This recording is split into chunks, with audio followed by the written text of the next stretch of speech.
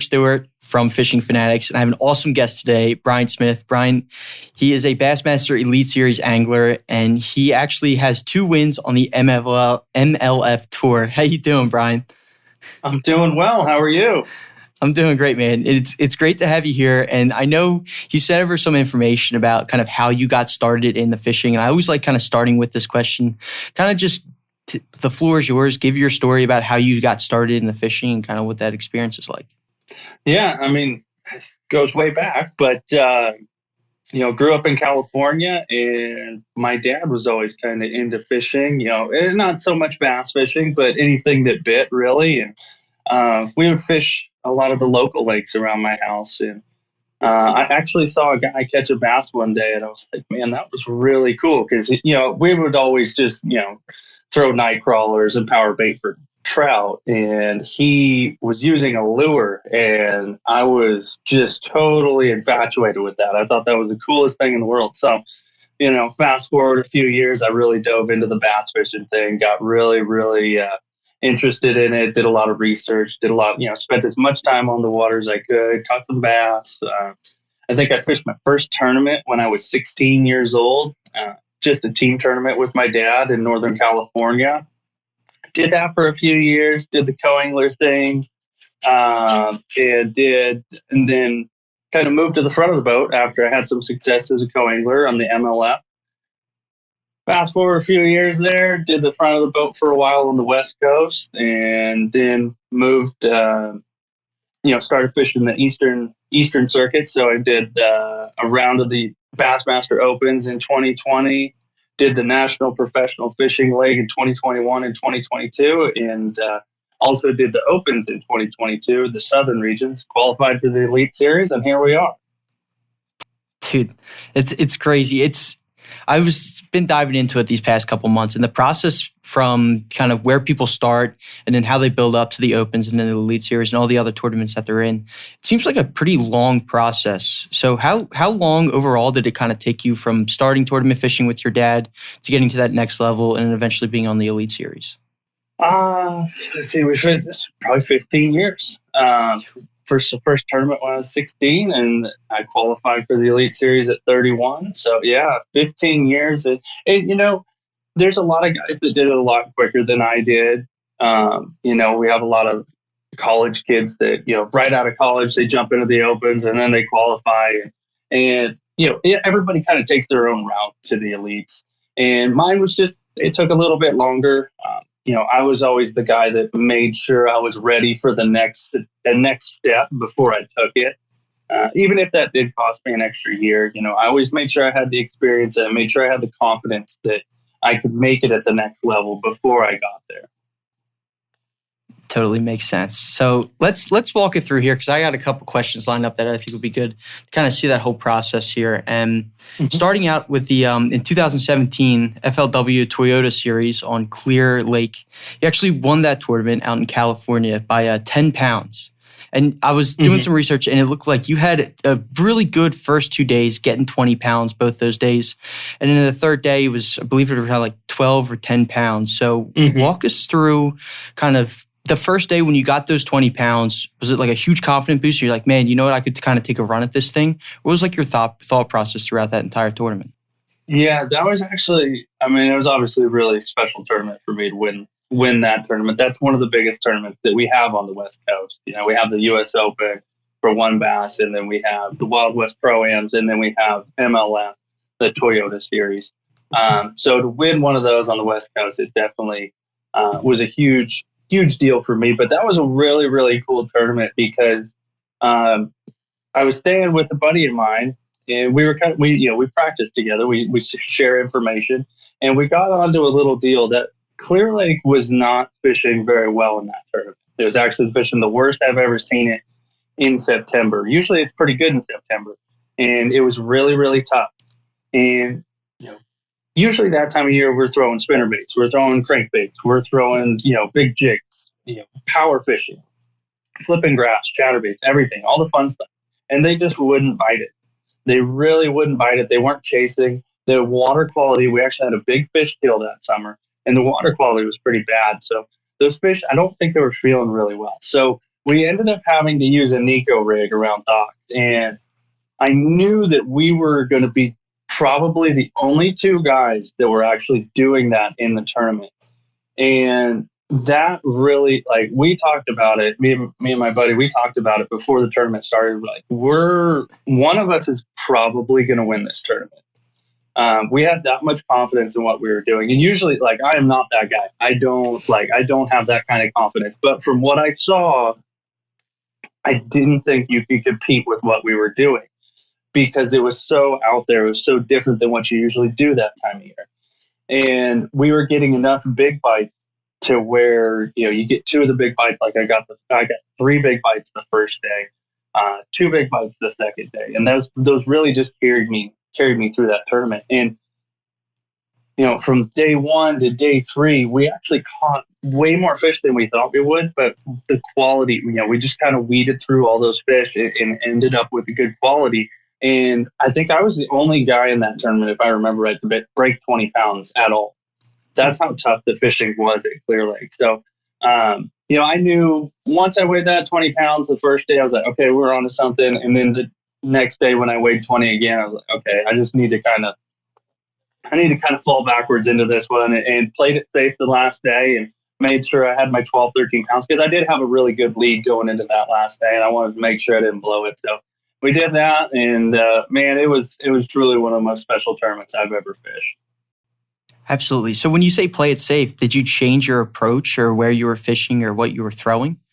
No, but I definitely fished much more conservatively. The first 2 days I would fish a lot of new water, and a lot of times it wouldn't work out. Sometimes it would, sometimes it wouldn't. But day 3, I definitely stayed on more of the stretches because we're just fishing stretches of docks. That's all we were doing. Just fishing, historically good stretches of docks, docks that were not too deep, not too shallow, kind of in between. And I would just rotate. And, if you've ever been on Clear Lake is full of docks. There's docks everywhere, almost all the way around the lake. So there's plenty of docks to fish. And I would end up, the first couple of days, I would fish a lot of new water, which is what I really like to do in tournaments, is always keep it fresh and fish new water, fish for fish that haven't maybe seen my lures. But on day 3, I definitely settled in and fished more of stretches that I knew had fish.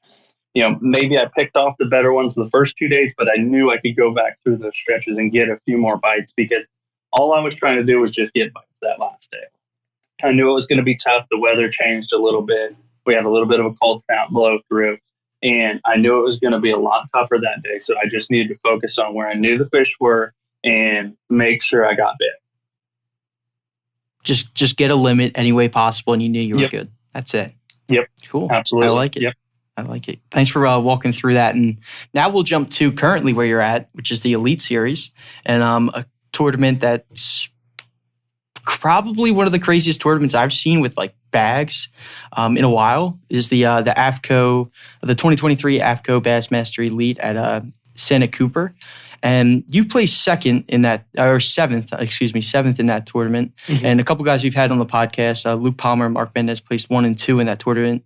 Luke getting, that crazy 96-pound bag at the end. And walk us through in a tournament like that where people are catching these crazy bass, like 6-pound averages in their bags. How do you stay focused throughout that tournament? Be like, man, we got to get like better quality fish in our live wells, or else like we can't even compete. Like, so what's kind of your thought process there? Just to try to stay focused. Yeah, Santee Cooper, it was really different for me because I knew the quality that lived in that lake. All you really had to do was generate enough bites.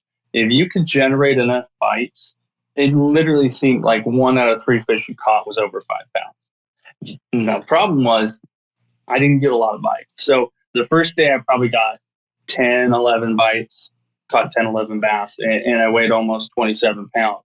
The second day I only got 3 bites. And, obviously that's not, I stayed in the top 10, but, it's not really what I was shooting for. And then day 4, I got 4 bites and I weighed almost 19. So it was staying focused and making sure that you capitalized on every bite that you got, because you just didn't, for whatever reason, you just didn't get a lot of bites that week. But the quality in that lake is so impressive because I'm serious. It literally seemed like 1 out of 3 fish you caught, it was going to be over 5 pounds. It was just generating those bites was the hardest thing. So I definitely scaled everything back. Actually did a lot more finesse fishing than I thought I would. Skipped a wacky rig around those cypress trees, just trying to get bit. That was all I was trying to do. I was just trying to get bit.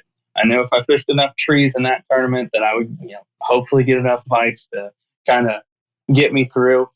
Going into practice, it was a little different.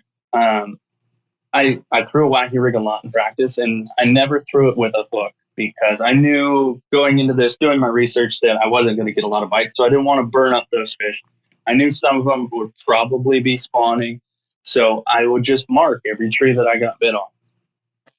Every tree I got bit on, went through them in practice, and I would get, 1 out of 2 trees that I got bit on in practice, I would go back and get a bite on it. And then obviously I mixed in a lot of new trees, a lot of trees that I looked at. I'd be driving by like, okay, that's a really good looking tree. I'm not going to fish it in practice. I'm just going to fish that in the tournament. And that definitely helped me, get to that first big bag. And that 27 pounds that I weighed the first day, I just kind of rode that all the way through into the top 10. Tried to survive the next 3 days is pretty much all I could do, because I knew about halfway through that first day, I would cycle through some of the trees that I got my bigger bites on, and I would not be able to get another bite. So I figured those trees aren't reloading, which was a big question mark after day 1. I didn't know whether they would reload or they wouldn't reload. They didn't reload, so I had to go fish new trees. Unfortunately, day 2, I did that a little bit too late. I ended up getting 3 bites in like 45 minutes, but I started fishing new stuff too late in the day, so I ended up not being able to fill out my limit. And then day 3, I fished a lot of new stuff too, and ended up with 4 really, really good ones. But and then day 4 was just kind of survive. That's all it was. I knew I wasn't on much, so I just kind of tried to survive, catch as much as I did. And I moved up a spot on day 4, so I was really happy. But overall, that was a really, really cool tournament. Awesome experience to get a top 10 on the Elite Series, especially for my first season with the Elites. And super, super happy with how that one played out. Absolutely. It was cool because I was watching a video right before this of you actually fishing those trees with a wacky rig, and you got to fish off, I don't know if it was a bed or just off the tree there, but it's pretty cool to see you kind of bring it in. I don't know how much the fish weighed because it cut to a different one. I don't know if you kind of, the fish got hooked weird or whatever, you kind of struggled getting out. Do you remember kind of hooking a fish weird? Do you know how much that fish weighed? I don't. I know there's a lot going on in the tournament, but yeah, I would assume maybe it was probably around 4 pounds. It was either 4 or 5 pounds. It was somewhere in there. I know the couple that they did show and did post videos on 4 or 5 pounds. It was awesome fish.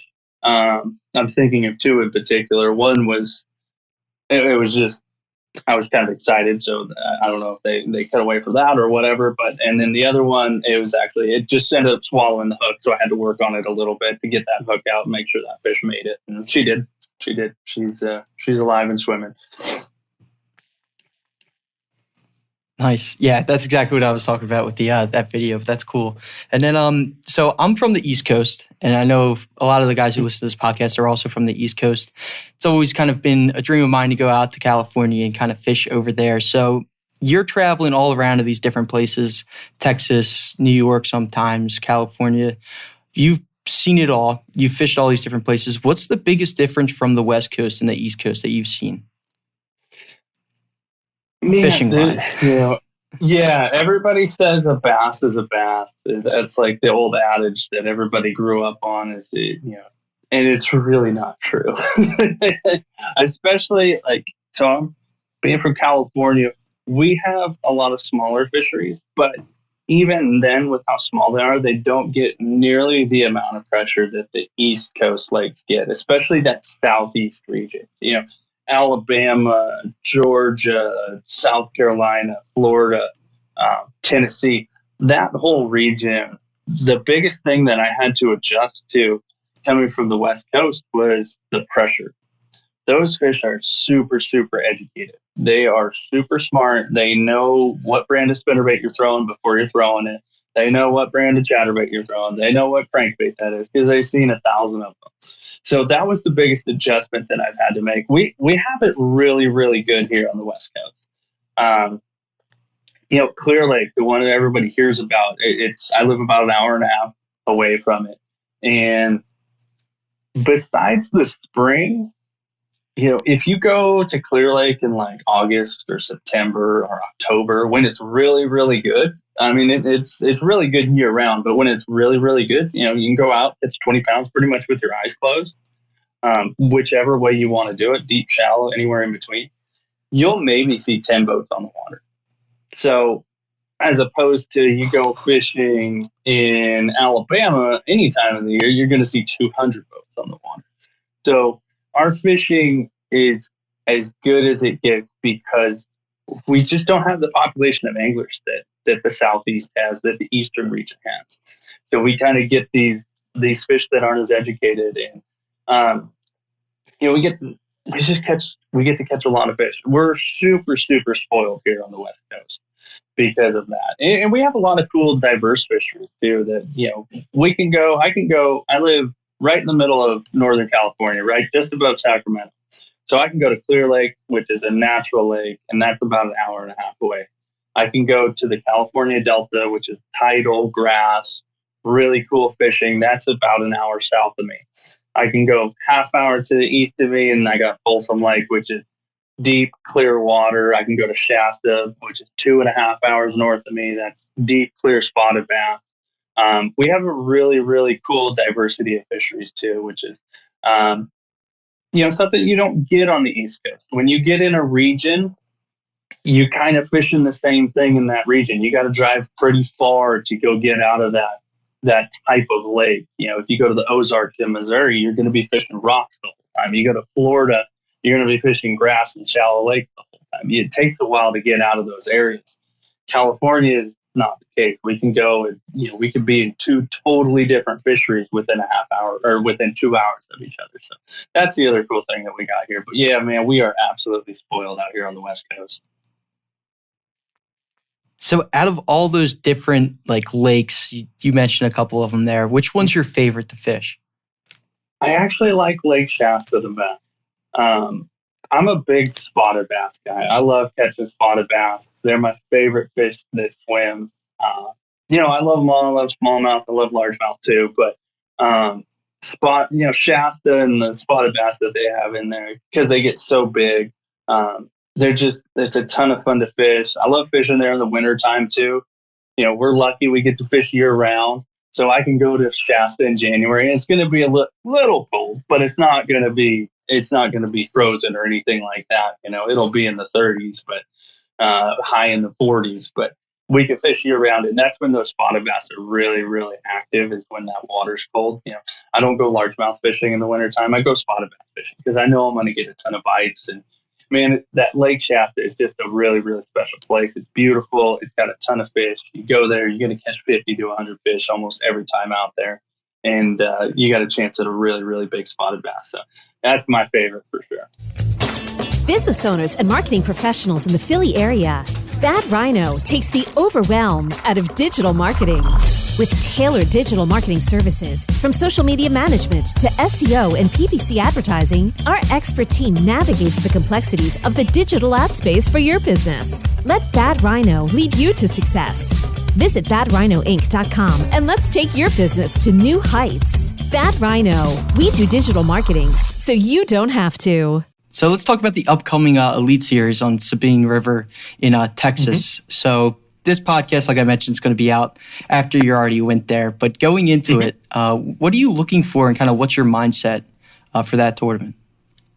Man, that's a tough one because the Sabine is the biggest challenge as far as a fishery that we're going to have. I don't know if you're familiar with it at all, but basically the fishable water that we have is almost 500 square miles. Like, it's insane the amount of like tributaries, rivers, and you can actually, you go in, some guys go into Galveston Bay to get to the other side, almost go into Houston, which is a 110-mile one-way run. You could run 90 miles up the Sabine. I mean, if you had enough gas, you could go all the way up basically to the Toledo Bend Dam. And there's a bunch of water all the way in between. So it's a daunting task to kind of break down. And being that I've never been there before, I'm really going to have to rely on a lot of my research before I get there. I'm going to have to do a lot of Google Earth work. I'm going to have to do a lot of, I'm doing it right now. I'm doing a lot of old tournament results, old tournament articles, watching, Bassmaster Live. They've been there a few times, watching all those, and just trying to get an idea of where I want to fish during my practice, because it's not a place that you're really able to go run around and fish a bunch of areas. Once you launch, you're pretty much in practice. If you pick a ramp and you want to launch there, you're pretty much stuck there in that area, unless you want to go trailer and go launch somewhere else, because the popular areas are so far away from each other. So right now, I'm just trying to make that place smaller. That's my whole goal. With any tournament is make these huge lakes smaller. Once we go up north, we go to St. Clair, I want to make it smaller. It's a huge body of water. When we go to St. Lawrence, I want to make it smaller because, again, huge body of water. I need to narrow it down. Santee, I did the same thing. I picked an area and I tried to make it small. It's the biggest lake in South Carolina. So I need to break it down. I need to be efficient, and I need to figure it out as quickly as possible. So a lot of that, especially with the Sabine, it comes making it smaller via the research that I do beforehand. And then, hopefully I can pick a few areas. I pick the right areas, and then we can this one's just going to be a survive it tournament. I'm in full survival mode. This is the one that gets a lot of guys. So if I can just survive this one, then we can go up north and we can start having some fun. I like it. So when you're looking on Google Maps or Google Earth, because I do this all the time, right? Either for me, it's going to be looking for like local ponds and like where to pond hop or different lakes like that. And on a river system like this, that's so long, what are those like target kind of points are you looking for? Are you looking for bends? Are you looking for little creeks that you can kind of go back into? Or what are you kind of focusing on? Yeah, there's a lot so if you just imagine like a circle, and then just a million arteries coming off of it, a million little canals and rivers, is overwhelming. And there's a million bends, there's a million backwaters, there's a million creeks, all that stuff. The main thing that I've been looking for is stability. And stability on a river system for me is clearer water. So the cool thing about Google Earth is you can go back in time, right? You can get these older satellite images. If you do it on a desktop, you can actually look and go back in time, and maybe there's an image there's a really good image from 2017 on the Sabine River, that whole area. And it's actually when it flooded. So you'll see like a ton of houses are underwater. I guess a hurricane probably just hit. Ton of houses are underwater. Like, there's a ton of water in that system, and it doesn't need, you just took the river and you made it that much bigger. But what it does show is the areas that the clear water's coming in through, because the whole river's blown out. It's all blowing mud. It's red. It's nasty. But the few creeks that do run clear is actually showing that. And that's what I can key in on. That's those areas of stability within that river that I think are going to hold a population of bass, because one, it's going to have fresh water, which is the most important thing, because there's a lot of brackish water. There's a lot of salinity that's in that whole system. It's tidal. It's right next to the Gulf. There's a lot of stuff that, factors that you need to look out for, and salinity is one of them. You want to be in fresh water. How do you be in fresh water? Well, you have to have fresh water coming in. So you either get as far away from the ocean as possible, or you get into some of these clearer backwaters that obviously have clear water coming down. That's the biggest thing I'm looking for right now. It's one of the more obvious things, but it's going to tell me an area that is consistent. It's going to tell me an area that has fresh water. And the other thing with that clear water, it's kind of like Florida, where you always go look for the clear water because that's where they spawn. That's where they're going to spawn. That's where they can make their beds, get the sunlight, all that stuff. So that's the biggest thing I'm looking for right now. It's a daunting task. There's a ton of water, and there's not a lot of clear water, but that's why it ends up stacking in a lot of guys in one area. But, it's all fun. I get to research this place, and, hopefully all this ends up panning out for me. Definitely hours and hours of research. Hopefully it ends up working out and get a decent finish over there. But cool, man. Let's wrap it up here. I always like asking, what's your PB largemouth, PB smallmouth, and if you want to throw spotted bass in there too, because that's kind of where you like fishing too. So go ahead. Yeah. So PB largemouth is 11.44 on the California Delta. Actually, that year we started tournament fishing, me and my dad. Or no, maybe it was the year after. It was 2008, whenever that was. May 11th, 2008, I'll never forget it. 11:44, fishing a tournament on the California Delta with my dad. I was pitching a jig at some toolies, and she bit it. She jumped 3 times straight out of the water. It was incredible. Weighed that fish in for big fish, and this was when the Delta was really good. And 11:44, I got second big fish. I got beat out by a 12-pounder. Oh, my God. Yeah. To get a big fish check in that tournament, you had to have a 10.5. And they gave away 5 big fish checks. So it was like 10.5, 10.75, almost 11, and then my 11.5, and then a 12-pounder. Yeah, it was wild. That sounds insane to me. That sounds insane to me because I'm from Philadelphia, like the Philadelphia area, and like if there's no 11-pound bass around here. I mean, I'm sure people might run into one, but like, yeah, it was. That was the Delta in its heyday for sure. But that was a super special fish. Got to share it with my dad, all that good stuff. Smallmouth, it's probably, I don't have an official weight on it. I know it's just a little bit over 5 pounds. It was at Lake Erie last year. At Lake Erie, just above Pelee Island. Pretty cool fish. That one, it was so windy. I was fighting it. It comes up, and I'm down in the swell, and the fish is in the top of a swell. So it's like here, fish is here, I'm here, and the fish jumps, and the fish is literally eye level with me because she jumped out of the top of the swell, and I was at the bottom of the swell. It was insane. But that's Great Lakes fishing. That was super cool. Another fish I'll never forget. And then throw the spotted bass in there because I love them. 7 pounds, 1 ounce. That was in it was MLF, FLW back in the day on Shasta. 7-pounder. Pretty cool little story. I'll tell it real quick because I love telling it. I'm throwing a jerkbait. It's blowing like 30 miles an hour, and I'm throwing a jerkbait. And the bigger spotted bass, they like these really long points. So I had the wind at my back, and I made about I don't even know, 150, 200 foot throw with the jerkbait. I mean, just way out there. And I'm working it along, and my rod just kind of loads up. I was like, oh, that's weird. And I'm just reeling this fish in. Just reeling it in to the point where I was like, my co-angler asked if I needed a net. I was like, nah, I don't need a net. I'm just reeling this fish in. Like, it was just dead weight. And I got about halfway to the boat. And I was like, you know what, maybe grab it just in case. It might be hooked funny, whatever.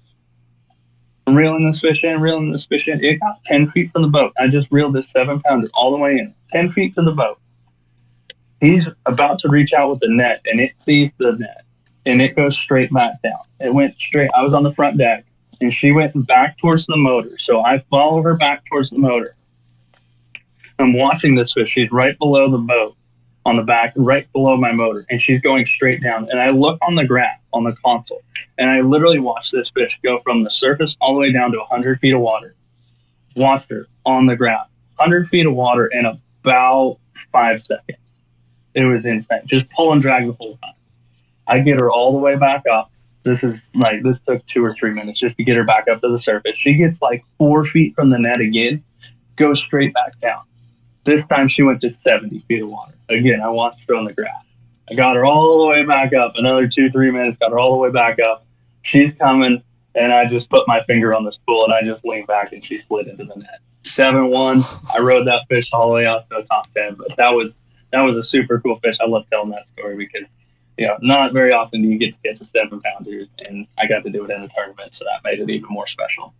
It shows off the strength, too, of that fish. I mean, that is insane to just kind of take off, just be like, oh, net, nope, I'm out. I'm going to see it. No, I had no chance in stopping her. She was going wherever she wanted to go. I could just guide her, basically. She was doing all the swimming.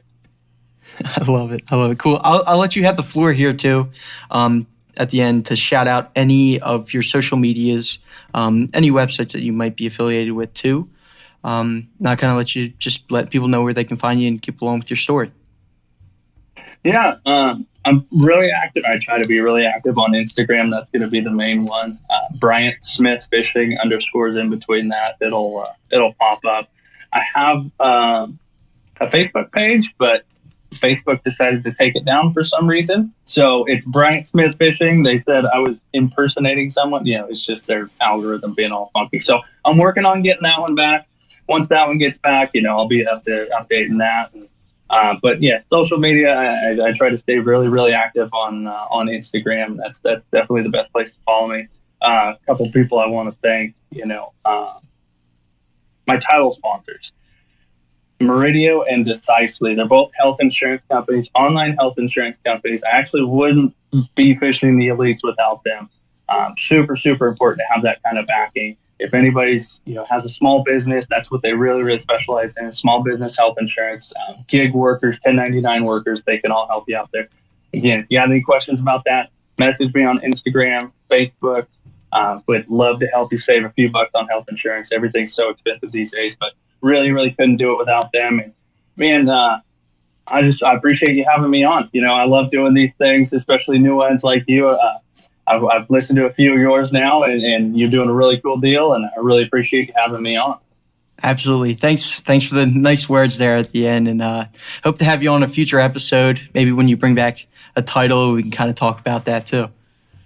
That'd be awesome. That would be cool. I like that plan. I appreciate it. You just listened to the Fishing Fanatics podcast with your host, Eric Stewart. Feel free to check out our other podcasts and our other interviews on our channel on Spotify, YouTube, and much more. Check out our Instagram page, TikTok, and Facebook as well.